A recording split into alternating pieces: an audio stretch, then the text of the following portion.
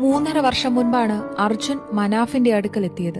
മനാഫ് പറയുന്നത് പ്രകാരം ചുറുചുറുക്കുള്ള ആ ചെറുപ്പക്കാരൻ തന്റെ ഡ്രൈവിംഗ് ജോലി കൃത്യതയോടെ ചെയ്യുകയും ജോലി സമയം ട്രക്ക് വിട്ട് ഒരു പരിധിക്കപ്പുറം പോയിരുന്നുമില്ല. അതുകൊണ്ടാണ് ഷിരൂരിൽ ദേശീയപാത 66 കുന്നിടിഞ്ഞു വീണെന്ന വാർത്ത പരന്ന് അർജുൻ ഗംഗാവലിപ്പുഴയോട് ചേർന്ന് നിന്ന ചായക്കടയിൽ നിൽക്കുന്നുണ്ടായിരുന്നെന്ന് പലരും പറഞ്ഞിട്ടും ഇല്ല, അർജുൻ വണ്ടിയിൽ തന്നെ ഉണ്ടാകുമെന്ന നിലപാടിൽ മനാഫ് ഉറച്ചു നിന്നത്. ഒടുവിൽ 2 മാസത്തിലധികം നീണ്ട തിരച്ചിലിൽ അർജുന്റെ ലോറി പൊക്കിയെടുക്കുമ്പോൾ മനാഫ് പറഞ്ഞതുപോലെ അർജുൻ അതിൽ തന്നെ ഉണ്ടായിരുന്നു. ഒരാള് ഒരു വിഷയത്തിന് ഉറച്ച് തുനിഞ്ഞിറങ്ങിയാല് അതിന്റെ റിസൾട്ടാണിത്. ആ അമ്മ എന്നും രാവിലെ മെസ്സേജ് ചെയ്യും, മനാഫ് തകരരുത് പറഞ്ഞിട്ട്.